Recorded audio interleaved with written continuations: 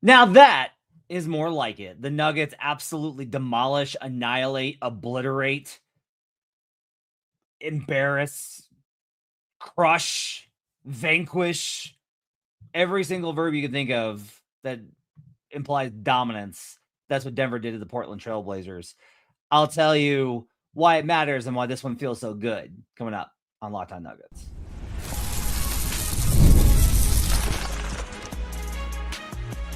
You are Locked On Nuggets, your daily Denver Nuggets podcast. Part of the Locked On Podcast Network, your team every day.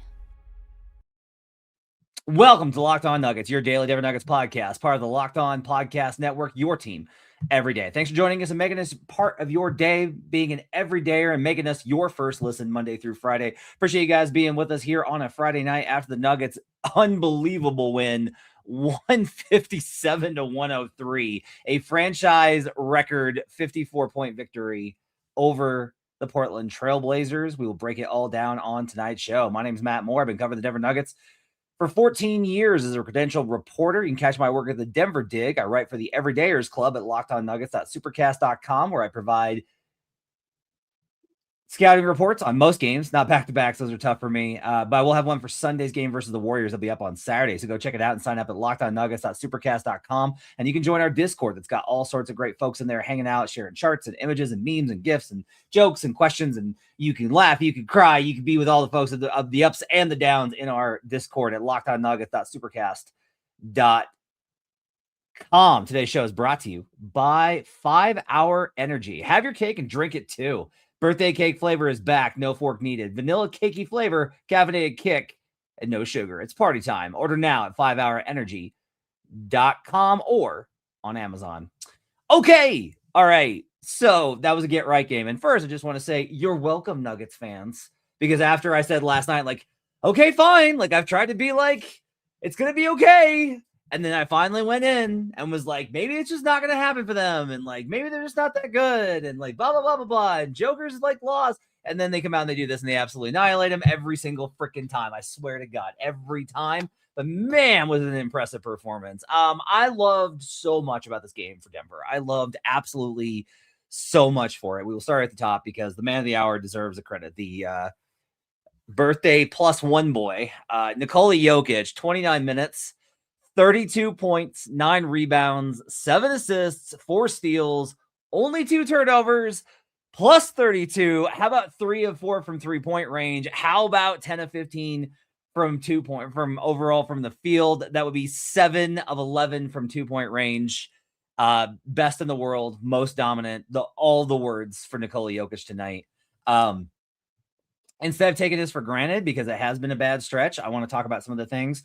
Joker got back to making passes tonight that I wanted to see him make more of. And I'll talk a little bit in the third segment about why that was. But he had some absolutely sick ones behind the back and through traffic. Great bounce passes to Julian Strother. Excellent kicks at Christian Braun, who would then find the cutter or the corner shooter for a lot of mechanisms. So the Jokic's secondary assists are probably going to get him like another 4 to 5 because the Nuggets absolutely, the ball was popping. There was a couple of plays that I really like. So I am of the general position that it takes a lot for me to love a Jokic 3. It's not that I don't want him to take him. It's not that he can't hit him. He can. It's just always difficult for me to assess whether or not that's a good shot. I absolutely loved his 3-point shot selection tonight because of some of the coverage that the Blazers were running. They were switching a lot on the pick and roll, which, by the way, they should not do that. Again, we'll talk about that in the third segment. But because of that, the trailer, the return man trying to get back to him after they kind of showed and tried to recover back to him in the pick and pop was like leaving him wide open. These were shots where it wasn't, Joker didn't catch it and be like, should I, maybe I shouldn't. Oh, okay. No, it was like he catches and fires, or he catches, assesses, and immediately goes into the shot. The decision-making for Nikola Jokic tonight was the best that I think it's been since he got back from injury. It was absolutely terrific. I love the 3-pointers he took tonight, and I very rarely say that. I just thought every single one was really great. They were crisp, they were clean, and he was nailing them. So absolutely phenomenal on that end. The spin move floater that he got to in the first quarter, that's when I was like, oh man, the Blazers are absolutely screwed, because he catches it off of a switch again versus a smaller defender, immediately turns, gets to the other side, and just floats it in. And I was like, oh no, oh, he's back. Like, this was the game where he's back. It was a get right game. There's a lot to love about this performance, obviously being the best win in franchise history. And there's a lot of stuff where it's like, this was an outlier, but it's still like, you deserve outliers in the season. Every team deserves outliers. Every team deserves to have good nights. Like, your good nights will be better. Some teams' good nights will be better or worse than other teams. And the Nuggets' great nights like this are absolutely incredible. And that's why you have 157 points. It was absolutely, and then it was just an incredible night from Nikola. And I cannot stress enough how much I loved every single decision that he made. And I mean this genuinely. I have this in my notes. The first half, Nikola Jokic, I thought was the defensive player of the game. No kidding. I thought he was so good and so active. So Julian Strother obviously is in the starting unit, and Julian's not a good defender. But one thing that Julian's actually not bad at is actually shading to the right side. Like, he knows how to funnel guys pretty good defensively because he's longer, more athletic, and he actually is pretty laterally okay. He can't stay in front of you, but he can shift himself sideways to be able to guide you. Jokic sometimes, in my opinion, does not provide enough rim protection in those type of situations where he's getting funneled. He was great tonight. Danny Avdija, Drew Holiday, didn't camera, whoever it was, Jokic was right in the right position to swipe down, to disrupt, to challenge, to do it without fouling. It was an absolutely tremendous performance by Nikola Jokic defensively. He was picking off passes. The rebounds obviously were terrific, and him, like, he was getting the rebound and steals and then converting those immediately into runouts. Great passes on target to Christian Brown. Unbelievable game from Nikola Jokic. It was just a really great, like, this is who he is.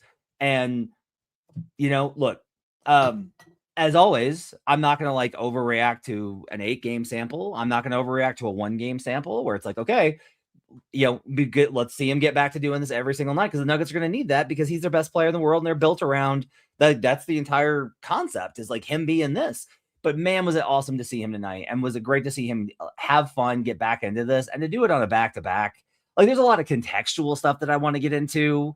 That's where we're going to go next, is I want to tell you contextually why I like this game so much from Denver, their attitude, their approach, and the way that they absolutely killed the Portland Trail Blazers, and why it matters to me. Then we'll touch on all the other heroes in this game, including Jamal Murray, Julian Strother, Cam. Everyone played well. This was a D-line co from DNVR. All the Nuggets are good night, because good Lord, everyone was great in this game. We'll talk about it coming up next here on Locked On Nuggets.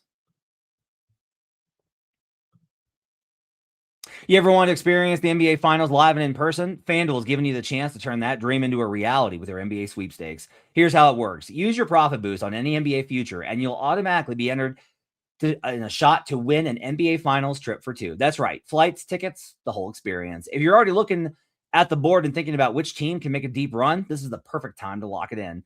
You got to love futures. I think there's probably really good value on the Denver Nuggets, because I still think that they're probably in that conversation.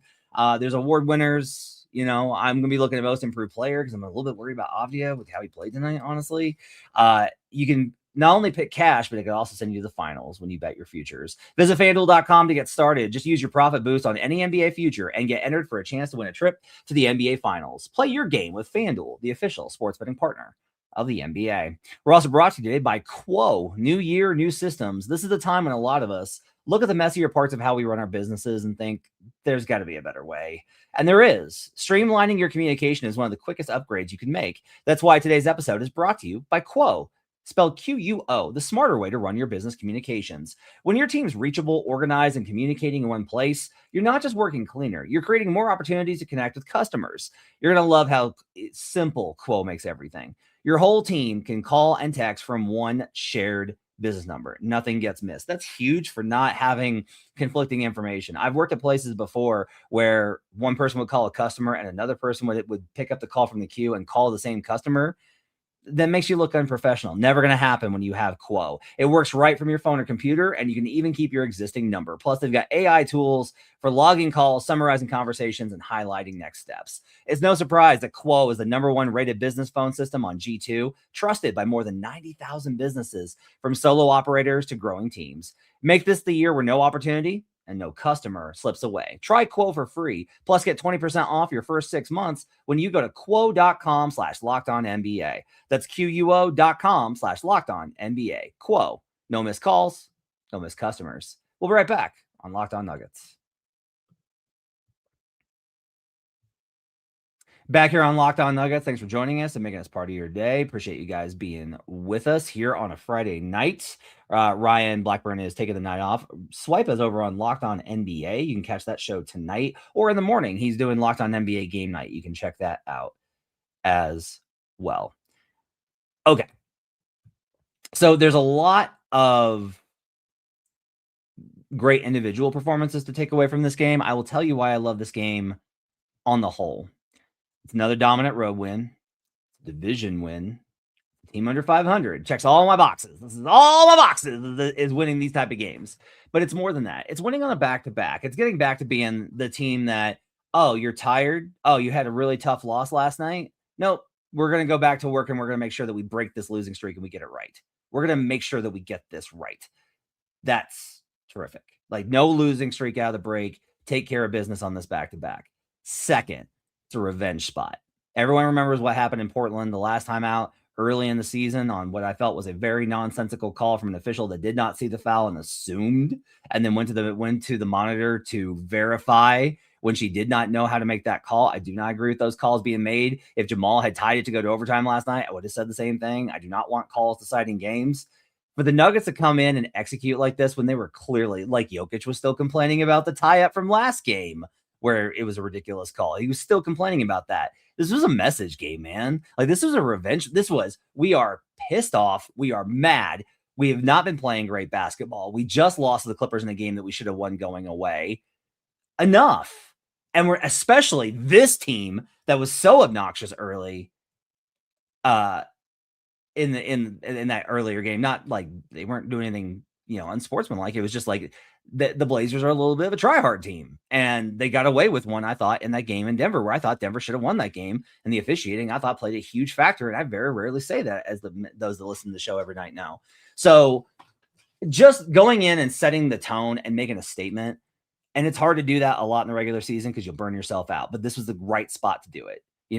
Every show today, what's wrong with Jokic? What's going on with Jokic? Like, DNVR and us, like, we had to do the whole, like, what's going on? Cam called him out today. You know what it takes for Cam to, like, call out Jokic? And so for him to come out and have this type of performance, for the Nuggets to follow his lead, and they followed up, it wasn't just Joker. Everybody was dialed in. I like the perimeter defense from Christian Brown and Spencer Jones. I like the interior stuff. I like the rebounding. They didn't turn the ball over, hashtag in the scouting report. They were just absolutely terrific in every aspect of this game. And, like, that's obvious based off of the score. But the intensity and the pace and the way that they got ahead of the opponent consistently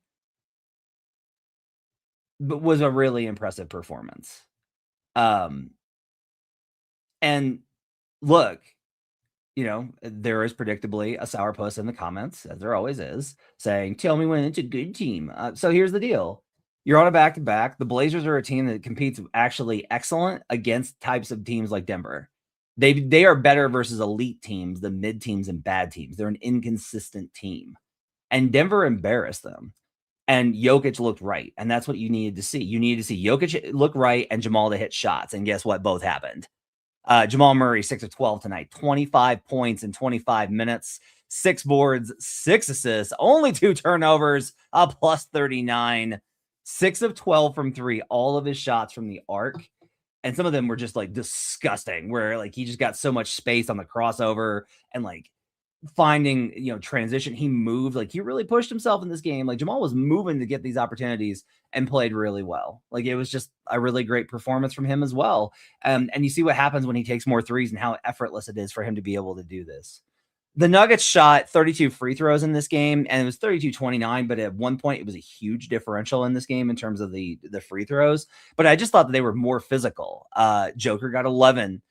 Jamal Murray got 7 of 7, by the way, did not miss a free throw tonight. Cameron Johnson. I thought Cam was really good about getting downhill and drawing fouls. He was, like, really getting into these forwards and guards for the Blazers and drawing fouls, because this is a foul heavy team that wants to kind of play that way. And they took them completely out of it. So good job of getting to the free throw line as well. They didn't turn the ball over, like I said, and that's always going to be a huge advantage.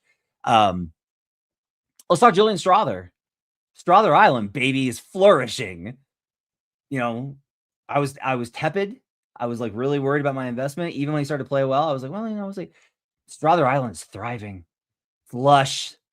There's lush green forests. Rainforests have appeared on Strother Island. There's indigenous life. There's some caribou running around. It's absolutely incredible. How about this? A plus 48 for Julian Strother tonight.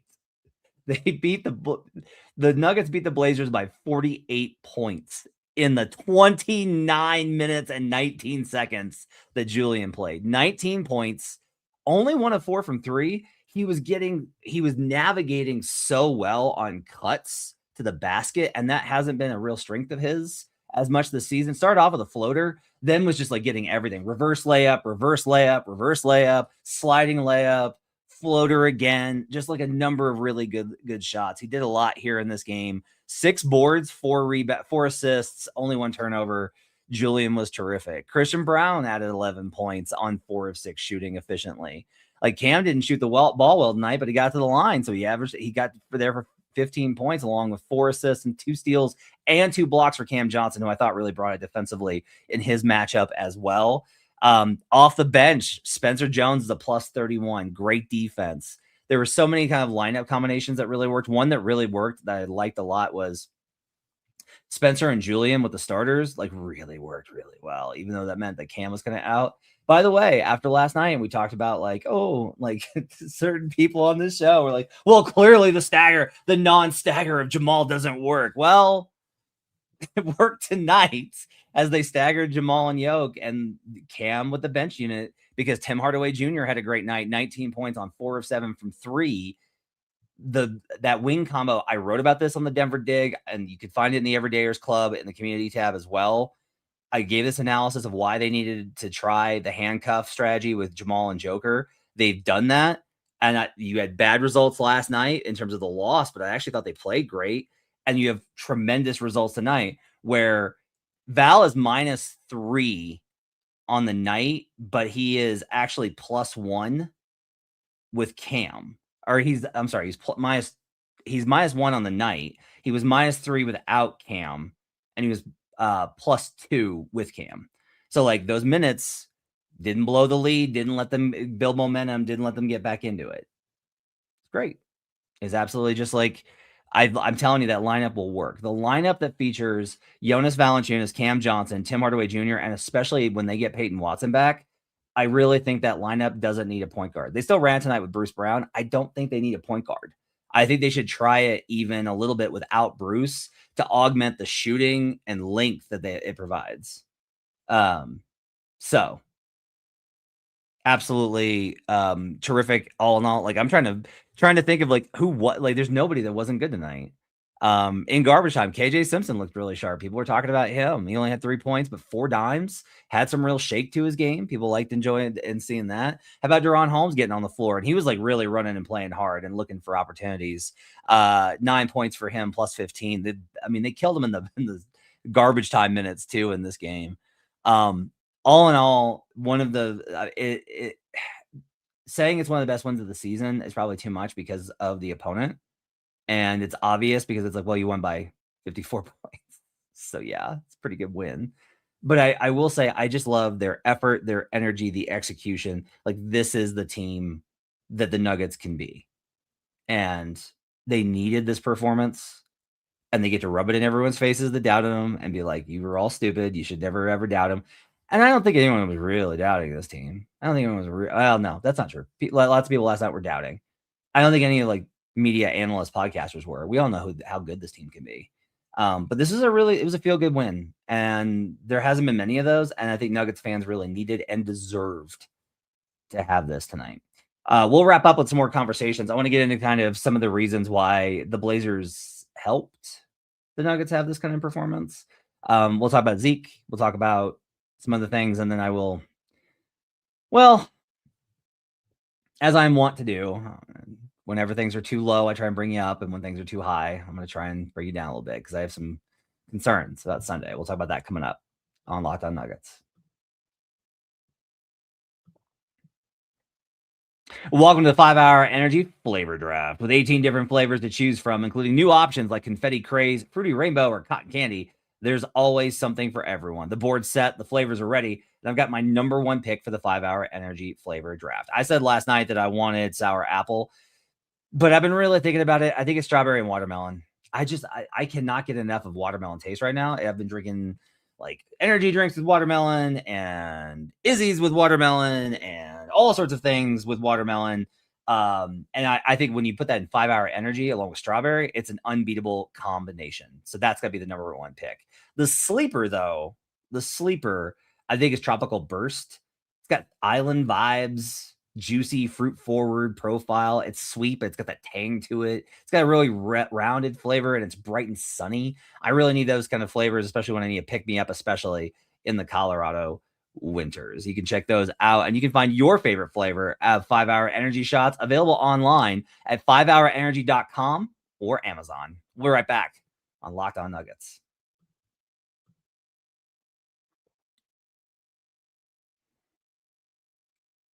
Back here on Locked On Nuggets. Thanks for joining us and making us part of your day. Glad to have you guys with us. Ryan will be with you on Sunday. I don't know if I will. I'm a TBD on my appearance on Sunday's usual No Jinx show.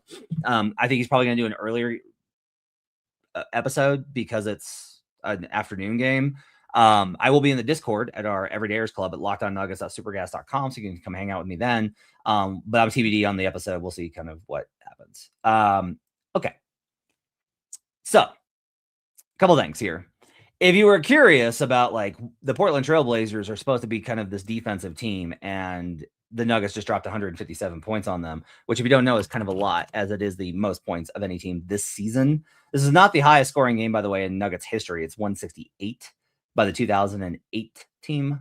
There's actually a handful of 160s the Nuggets have gotten into, but it is the highest scoring game of any team this season in the NBA and one of the highest scoring games for the Nuggets in their history, obviously. One of the things, though, here is like Portland is actually, when you kind of dive into everything, like they're actually 20th in defense. They're actually not that good defensively. They just kind of have this profile and notorious kind of element. And look, they're dealing with a lot given their coach's situation. But I also think that there's probably there's some problems here. And like one of the things was I was shocked with some of the coverage that they were running. So the Nuggets played awesome. The Nuggets killed them. And I think the Nuggets win no matter what tonight.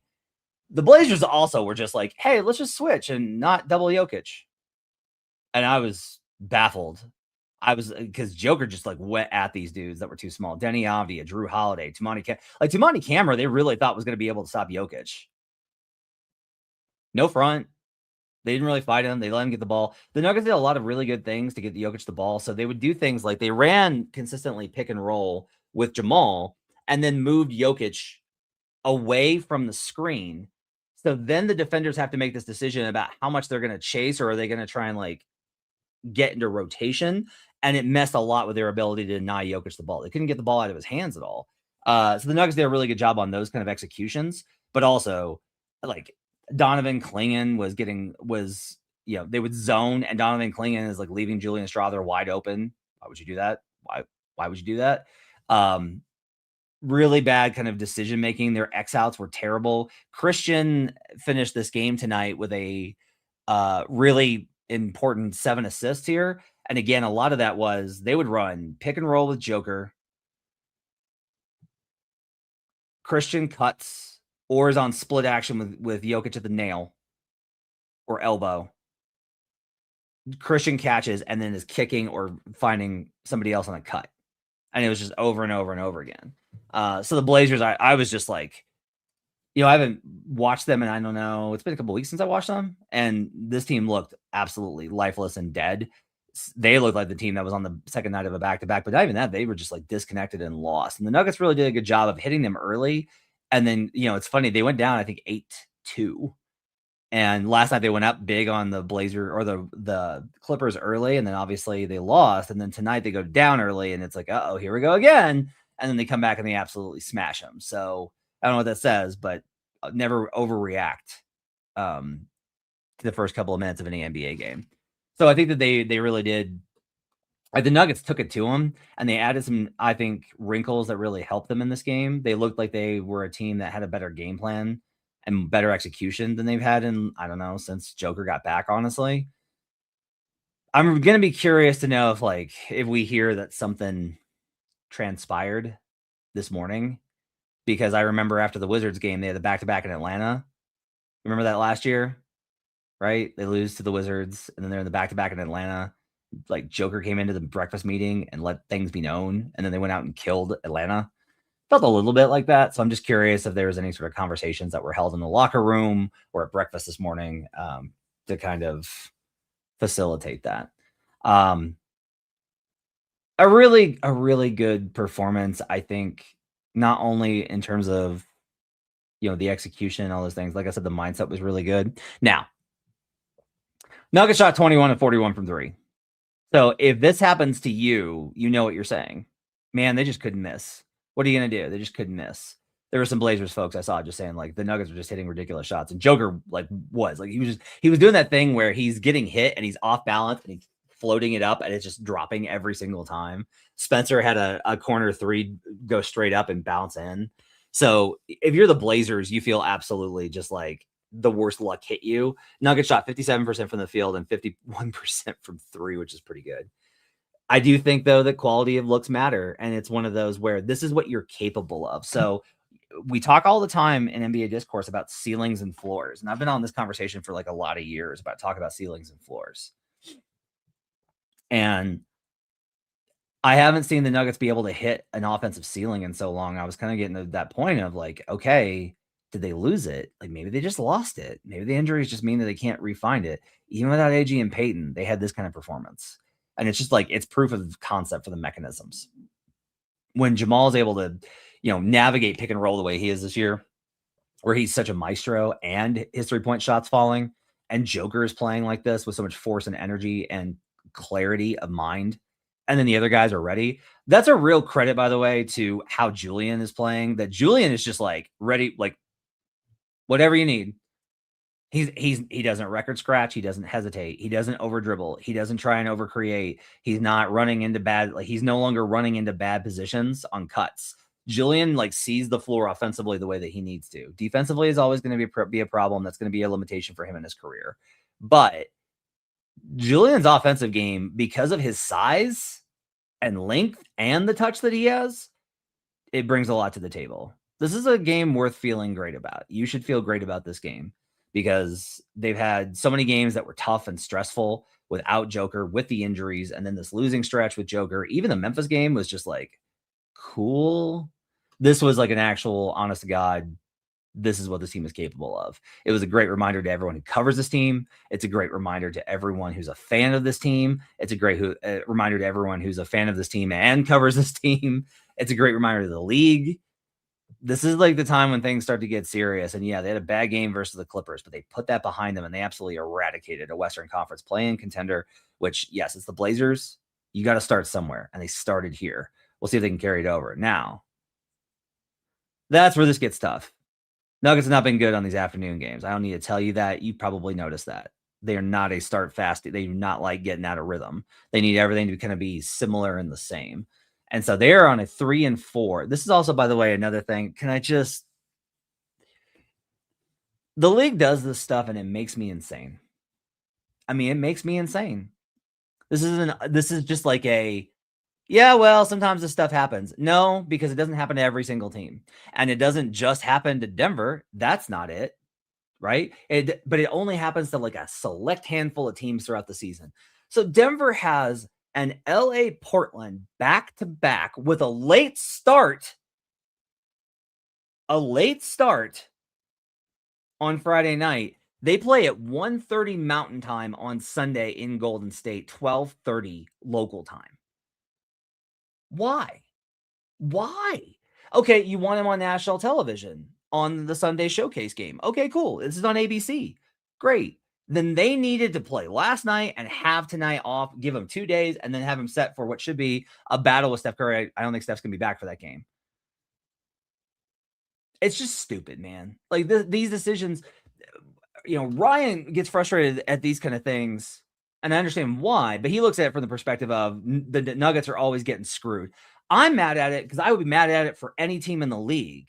It's not fair to anybody. It wouldn't be fair if the Blazers, Warriors, Rockets, Wolves, anybody. This is an unfair situation. Oh, it's not a back-to-back, though. Cool. I'm glad you're not making them play 12 hours later on a back-to-back.